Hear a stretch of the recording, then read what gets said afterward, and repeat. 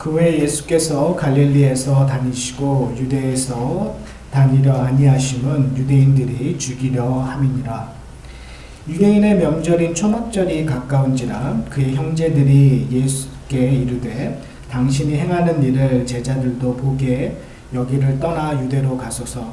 스스로 나타나기를 구하면서 묻혀서 일하는 사람이 없나니 이 일을 행하려 하거든 자신을 세상에 나타내소서 하니 이는 그 형제들까지도 예수를 믿지 아니함이로라.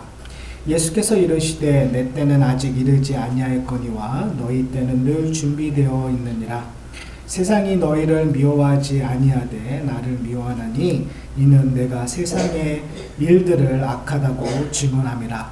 너희는 명절에 올라가라. 내 때가 아직 차지 못하였으니 나는 이 명절에 아직 올라가지 아니하노라. 이 말씀을 하시고 갈릴리에 머물러 계시니라. 하나님의 말씀입니다. 드디어 요한복음 7장을 이제 살펴보게 됩니다.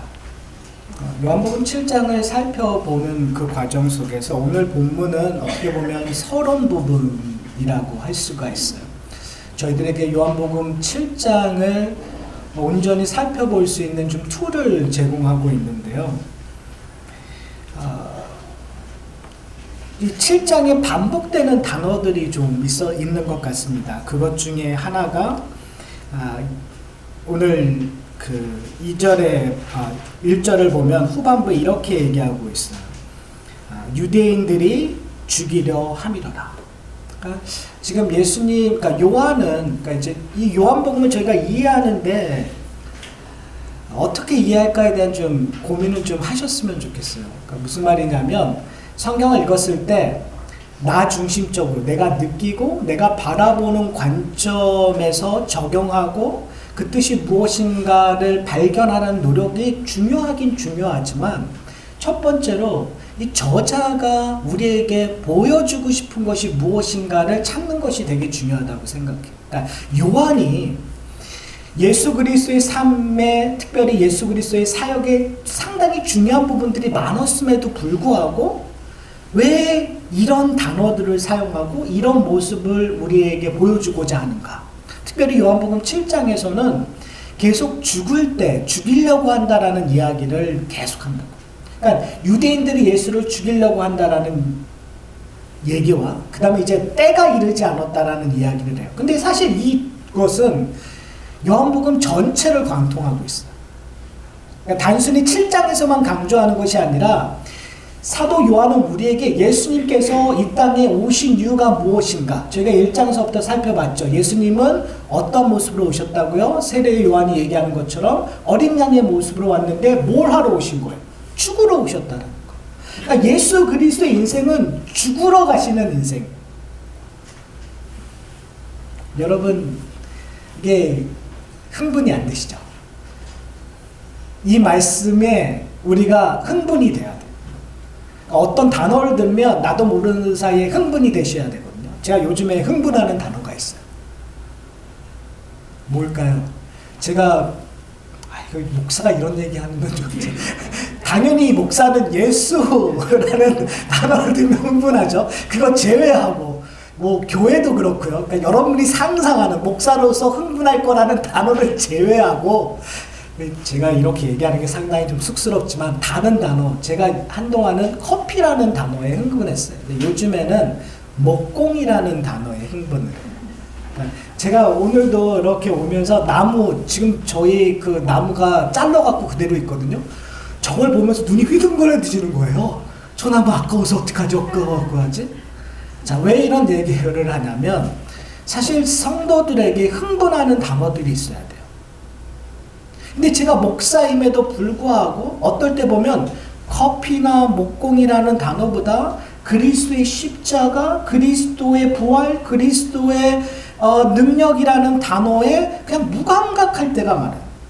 그것이 좋게 해석하면 그건 너무나 당연한 진리고 나에겐 일상이 되어졌다고 해서 그럴 수 있어요. 그러나 솔직히 냉철하게 보면 더 이상 그것이 흥분을 안 주는 거예요. 근데 진리는, 능력은 언제나 우리를 흥분시키게 만들어요. 왜? 흥분돼야 거기에 더 열정, 거기에 더 집중할 수밖에 없어요. 사랑하는 성도 여러분, 그리스도를 알아가는 것은 부부 생활을 오래 하는 것이 아닙니다. 웃으셔야 되는데. 우리 부부 생활 오래 하면 그냥 그래 내가 뭐 사랑해서 사나 정으로 살지? 이런 얘기 많이 하시잖아요. 근데 그리스도를 알아가는 건 정말 사랑해서요. 나의 열정을, 그리스도가 나를 위하여 태워버리신 그 모든 열정, 그것이 십자가 안으로에서 발견되었고, 그것을 우리가 목격하는 순간 우리도 그리스도의 열정을 닮아가려고 우리의 삶을 다 던져내는 거예요. 발산시켜버리는 거예요. 근데 우리는 그렇지 않아요. 바로 그 가운데서 사도 요한은 요한복음을 통해서 우리에게 보여주고 싶은 거예요. 복음이 무엇인가? 무엇이 기쁜 소식인가? 딱 하나밖에 없다는 거예요. 예수 그리스도가 이 땅에 오셔서 어디로 가고 계시는 거예요? 십자가로, 죽음으로 가고 계시는 거예요. 누구를 위해서? 저와 여러분을 위해서. 그러니까 이 말씀 속에서 죽으러 가시는 예수 그리스도를 목격해야 되는 거죠. 그런데 예수 그리스도가 분명히 이 땅에 오셔서 자발적으로 십자가의 죽음으로 가는데, 요한은 의도적으로 뭐라고 얘기하냐면 유대인들이 예수를 죽이려고 한다는 거예요. 그러니까 지금 예수 그리스도의 십자가로 가는 그 일들의 행위가 이 유대인들과 부딪히는 거죠. 그러니까 이것을 현대적인 표현으로 얘기하면 예수 그리스도가 이 교회에, 이 세상의 성도들에게 요구하고 있는 것들이 우리가 부딪혀지는 거예요. 지금 살고 있는 그리스도인들이, 단어를 조금만 더 조심하게 얘기를 하면, 교회 다니시는 분들이 예수 그리스도가 이 땅에 오셔서 하는 것과 부딪히는 거예요. 그래서 교회 다니시는 분들이, 겉포장하는 교인들이 예수를 죽이려고 하는 거예요. 이해가세요? 2000년 전에 있었던 일들이 지금 우리에게 일어나고 있다는 사실이에요. 그렇다면 왜 유대인들이 예수를 죽이려고 했을까? 그 답이 사실 6장에 있었어요. 그들은 예수를 쫓아왔지만, 심지어 예수의 제자가 되었다고 성경은 이야기하고 있지만, 그들은 예수에 대한 온전한 믿음이 없었어요. 뭐 때문에요? 그들은 기적을 보고 표적을 이해하기 위하여, 표적이 얘기하고 있는 그 복음을 이해하려 온 것이 아니라 뭐 하기 위해서? 먹고 배부르기 위해서, 나의 유익을 위해서 예수를 찾았다라는 거죠. 어떻게 보면 여러분 이게 반복되니까 잔소리처럼 들릴 수 있을 것 같아요. 그런데 너무너무 중요해서 반복하는 거예요. 교회에 오는 의미가 무엇인지, 성경에 있는 의미가 무엇인지, 내가 그리스도인이라고 고백하는 의미가 무엇인지 모른다면 우리는 지금 예수를 죽이려고 하는 유대인처럼 교회를 다닐 수 있다는 사실을 우리가 기억해야 됩니다. 자, 그렇다면 오늘 또 다른 단어가 때라는 단어거든요. 그러니까 요한복음에서 이 때, 어느 때냐라는 이 단어를 우리가 온전히 이해한다면 7장에서는 또 하나의 서론적으로 우리에게 알려주는 시점이 초막절이에요. 이 초막절은 제가 이제 다음 주 설계에 조금 더 구체적으로 얘기하지만 유대인들에게 상당히 중요한 절기예요. 광야 생활에 대한 그것을 기억하고, 하나님께서 이스라엘 백성들을 광야에서 어떻게 보호하시고 어떻게 가나안 땅으로 이끌고 가셨는가를 고백하고 즐기는 절기이기 때문에 유대인들에게는 하나님의 섭리, 하나님의 인도하심을 깨달을 수 있는 너무너무 중요한, 구원의 여정을 깨달을 수 있는 너무너무 중요한 그 절기에서 예수님께서 엄청난 선포를 해요. 7장에서. 근데 그 선포는 이스라엘이 갖고 있었던 그 성전의 의미를 깨버리는 이야기예요. 이제 그것을 저희가 다음 주에 살펴보면서 과연 예수님께서 무엇을 하러 이 땅에 오셨는가를 저희가 다시 한번 발견되는 시간이 되었으면 좋겠어요. 오늘 본문을 보시면은요, 형제들이 이야기가 나와요. 형제들이, 오늘 요한의 표현으로 보면 형제들이 5절에 보면 그 형제들까지도 예수를 믿지 아니함이라고 기록되어 있어요. 어떠한 믿음일까요? 여기서 얘기하고 있는 형제들이 믿지 않았다, 예수를 믿지 않았다. 그럼 지금 요한복음에서 의도적으로 표현하고 있는 것이 뭐냐면 6장에서 제자들, 예수를 따르던 제자들이 떠났어요. 떠났던 이유가 예수님의 가르침이 너무 어렵다라는 거예요. 그러니까 제자들이었음에도 불구하고 그들은 믿음이 없었어요. 그것이 6장에서 얘기했던 거예요. 그러니까 지금 의도적으로 예수를 싫어하는 무리들이 있고요. 그리고 예수를 따랐던 무리들이 있고요. 그 다음에 심지어 예수의 형제들이 있어요. 근데 그들이 다 뭐하고 있는 거예요? 예수를 믿지 않는 거예요. 자, 그런데 저는 오늘 5절을 보면서 희한했던 게 과연 형제들이 예수를 믿지 않았을까요? 이 스테이먼트는 아이러니컬해요. 이 스테이먼트는 좀 말이 안 맞아요. 이 결론은 누가 정의한 거냐면 요한이 쓴 거거든요. 그렇다면 이 얘기는 뭘까요? 한번 잘 생각해 보세요. 형제들이 예수님께 온 거예요. 와서 이렇게 얘기해요. 예수요, 당신이 지금 유다로 가셔야 됩니까? 초막절인데 유다, 즉 예루살렘에 가셔야 됩니다. 왜 가셔야 되냐면 당신이 여기서 백날 기적을 베풀고 백날 하나님의 나라를 아무리 얘기해도 여기는 촌구석입니다 라는 거예요. 어디 가서 전해야 돼요? 뉴욕 같은 큰 도시에 가서 많은 사람 앞에서 기적을 베풀고 하나님의 나라를 선포하면 사람들이 당신을 따를 것입니다. 어서 가십시오 라는 이야기예요. 자, 형제들이 예수의 능력을 믿었을까 안 믿었을까요? 믿었으니까 이런 얘기하는 거 아닐까요? 형제들은 예수의 능력, 예수가 무엇을 할 것인가에 대한 확신이 있었어요. 근데 요한은 형제들이 예수를 믿지 않았다고 얘기해요. 자, 그럼 이게 뭘까요? 오늘 그 설교의 제목이 다른 기대예요. 그러니까 기대가 틀렸었던 거예요. 바라는 지점이 틀렸었던 거예요. 형제들은 뭘 원했었냐면 예수 그리스도가 유명한 사람, 능력 있는 사람이 되기를 원하는 거예요. 제자들이 예수를 왕으로 세워서 로마의 압제로부터 벗어나기를 원했었던 것처럼 동일한 선상이에요.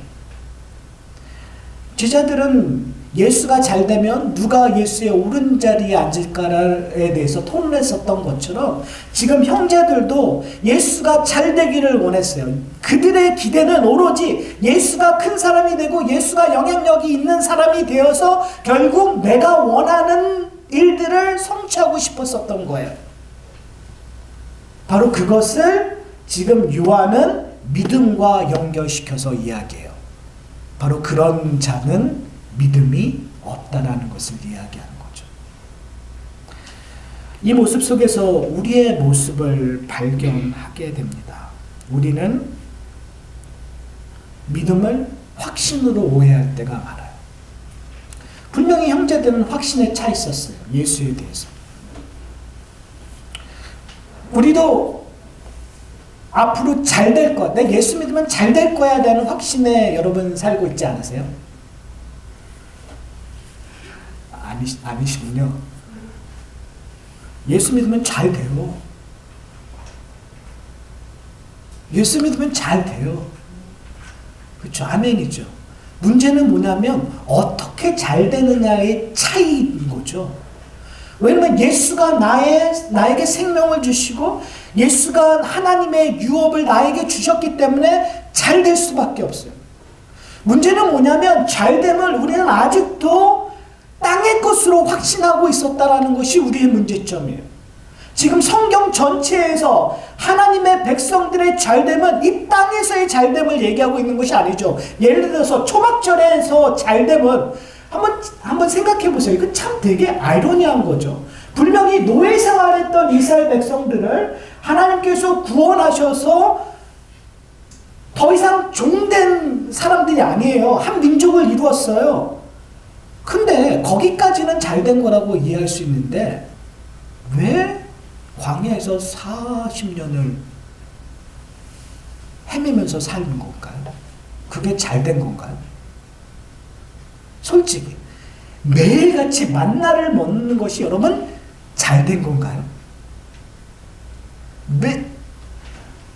내가 정착할 수 없고 하나님이 가라면 가야 되는 상황. 그래서 오아시스에 갔다가 또 무슨 일이 생기면 옮겨야 되는 거예요. 우리 식으로 얘기하면 매번 월세예요. 이 집에서 이 집으로, 이 집으로, 이 집으로. 그걸 몇 년 동안 했다고요? 40년 동안 했다. 여러분, 이 땅에서 잘 되면 어떻게 해야 되는 줄 아세요? 애굽에서 구원받아서 어떻게 해요? 애굽을 점령시켜버리는 거죠. 그래서 애굽의 주인이 되는 것이 잘 되는 거 아닌가요? 세상적인 관점으로 보면. 근데 하나님의 나라의 관점은 그런 식으로 이야기하고 있지 않다라는 거죠.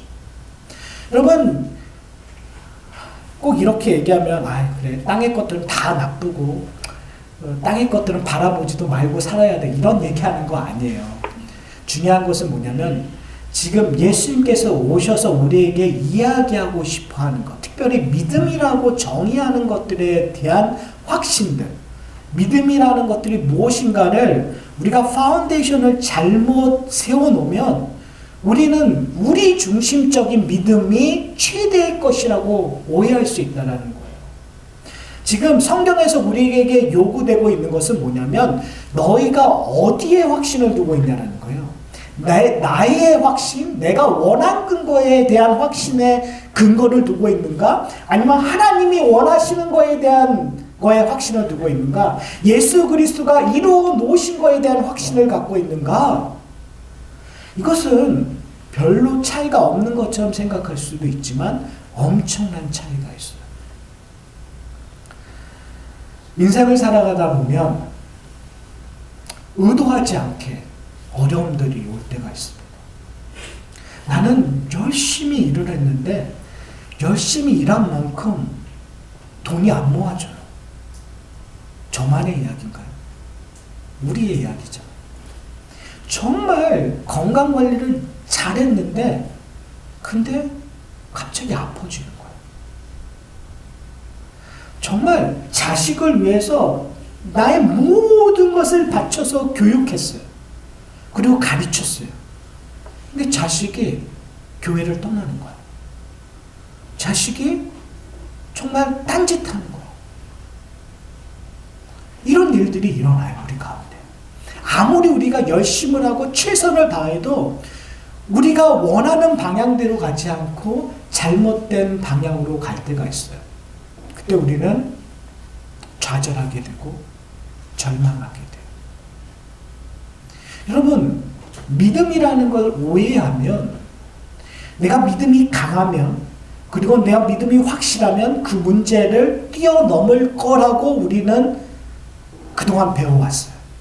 내가 열심히 하나님을 붙잡고 하나님 앞에 열심히 기도하고 하나님 앞에 열심히 살면 이 문제들이 해결될 거라고 우리는 배워왔어요. 근데 인생을 살다 보면 내가 열심히 하나님 앞에 헌신을 했는데 상황은 변하지 않는 것을 목격하게 돼요. 그러면서 우리는 이런 질문을 할 수밖에 없죠. 과연 내 믿음은 진짠가? 조금 더 나가게 되면 과연 예수님은 살아계시는 건가? 조금 더 나가면 정말 하나님은 계시는 건가? 라는 질문에 도달할 수밖에 없어요. 거기에 가장 큰 문제점은 예수님을 아주 작게 만든다는 거예요. 나 중심적으로 하나님을 생각하고 나 중심적으로 예수님을 생각했었던 거예요. 그런 의미에서 요한은 우리에게 예수님이 왜 오셨는가를 다시 한번 이야기해줘요. 예수님은 내 건강을 해결하기 위해 이 땅에 오신 게 아니었어요. 예수님은 나를 부자 만들기 위해서 이 땅에 오신 것이 아니었어요. 지금 요한은 끊임없이, 심지어는 예수님은 교회를 크게 하기 위해 이 땅에 오시지 않으셨어요. 이 요한복음을 읽는 첫 번째 교인들은 어려운 가운데 있었단 말이에요.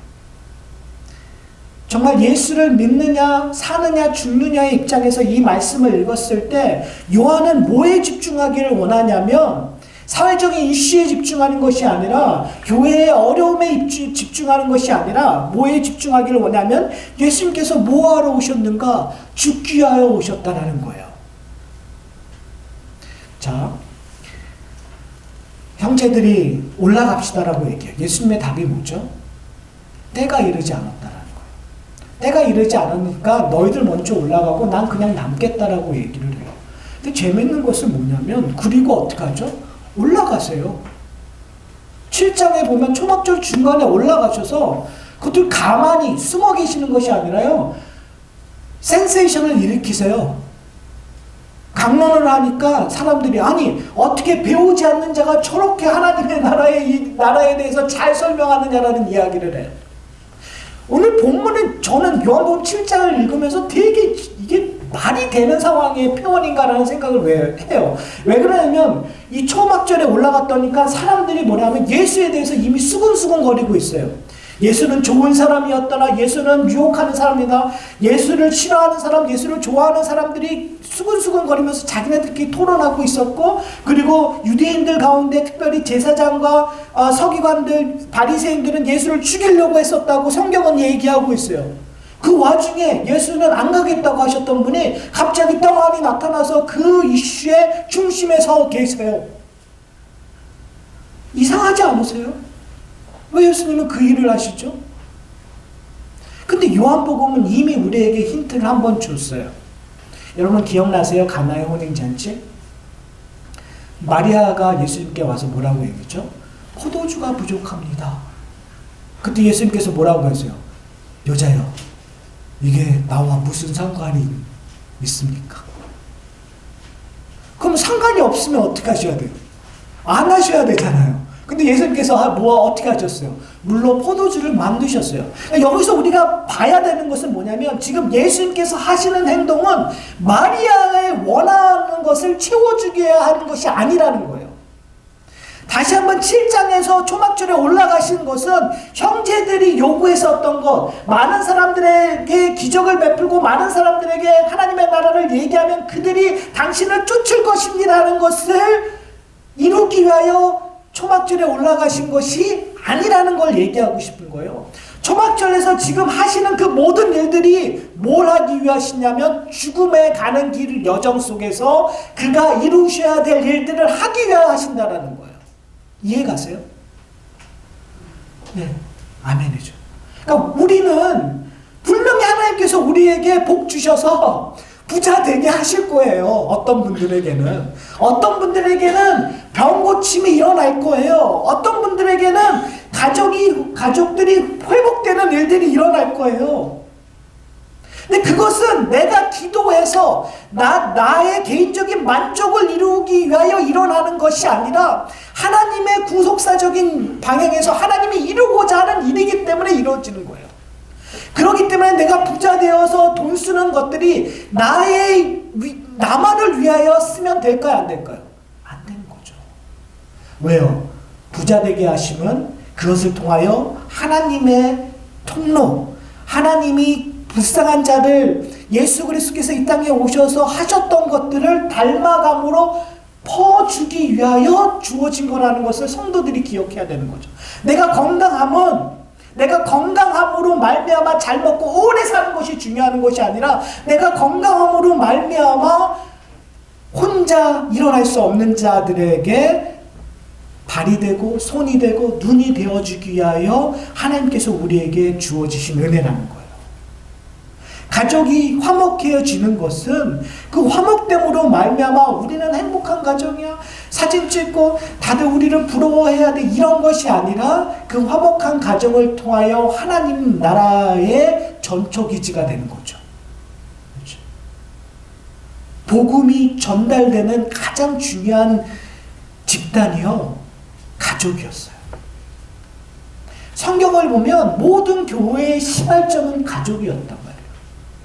음식을 나누면서 식구됨으로 말미암아 그 일들이 일어나는 거예요. 여러분, 가정이 평화롭지 못하면 집을 오픈할 수 있을까요? 없을까요? 없어요. 가정이 행복해야, 가정이 편안해야 오픈할 수 있어요. 다른 사람에게 돌볼 수 있는 여유가 생겨져요.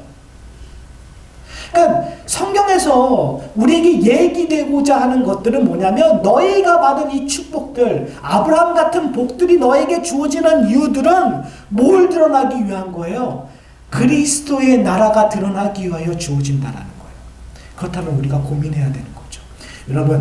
여러분이 매번 하나님 앞에 하나님 이 문제 해결해 주십시오. 해결해 주십시오. 이거 주십시오라고 하는 것 자체가 나쁘지 않다고 저는 생각해요.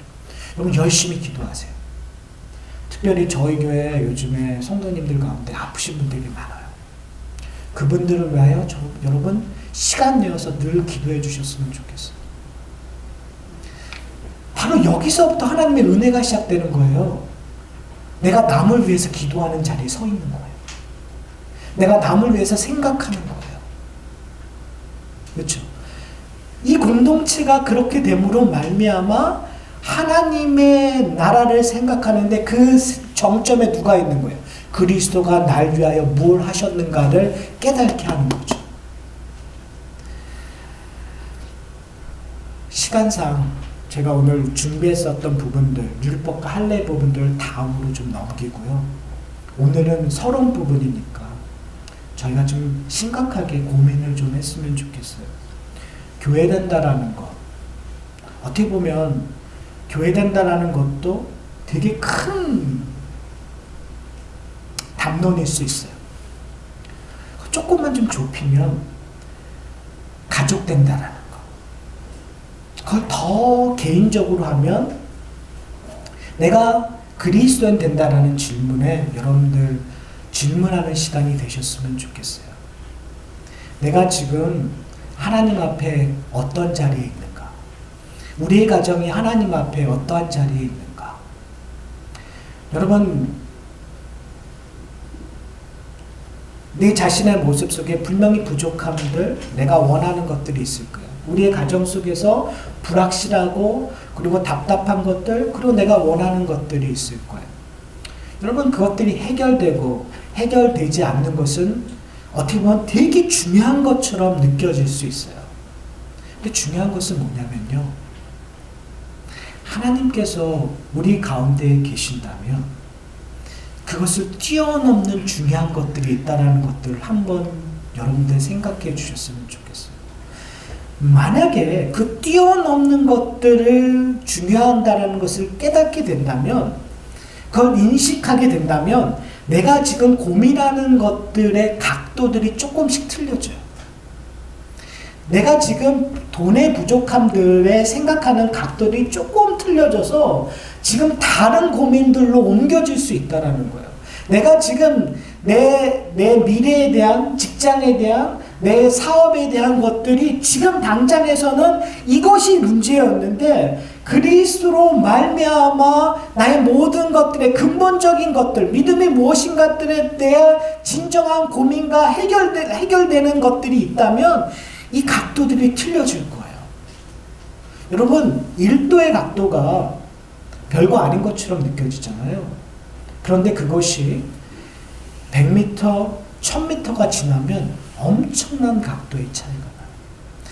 저는 7장의 모습을, 서론의 모습을 통해서 여러분이 거기에 집중하셨으면 좋겠어요. 지금 우리가 생각하는 그 단면만 생각하지 말고 그리스도로 말미암아 다시 한번 1도라도 우리의 생각들을, 우리의 사고들을 변할 수 있는 시간이 되었으면 좋겠어요. 그러기 위해서 우리가 우리의 중심점이 있어야겠죠. 기준점이 있어야겠죠. 사도 요한은 우리의 기준점을 그리스도의 십자가로 향하기를 원하세요. 그리스도의 부활로 향하기를 원하세요. 그래서 7장의 시작을 죽음과 때로 우리의 관점을, 우리의 기준점을 늘 그쪽으로 보기를 원하는 거예요. 죽을 때가 되었느냐 안 됐느냐. 그렇죠? 죽을래 안 죽을래. 예수님의 시험 자체가 늘 인생 속에서 시험 자체가 거기 있었어요. 그것처럼 우리에게는 이런 거죠. 우리의 중심에 그리스도가 있을래 안 있을래. 지금 내가 그리스도의 믿음을 소유할 땐가 아닐 땐가. 그것을 늘 고민하는 우리 하상학교의 공동체가 되기를 소원합니다.